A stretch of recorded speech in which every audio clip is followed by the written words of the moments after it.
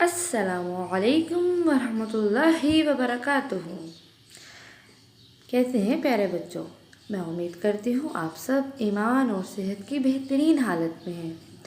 आपकी आज की सरगर्मी अल्लामा मोहम्मद इकबाल के अशार हैं। आपको 2 अशार दिए जाएंगे जो आपने याद करके हमें सुनाने हैं। पहला शेर। ग़ुलामी में नाकाम आती हैं शमशीरें न तदबीरें। ग़ुलामी में नाकाम आती हैं शमशीरें न तदबीरें।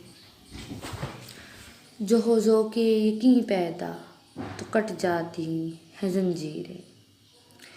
दूसरा शेर। ना तू ज़मीं के लिए है ना आसमां के लिए। ना तू ज़मीं के लिए है ना आसमां के लिए। जहाँ है तेरे लिए तू नहीं जहाँ के लिए।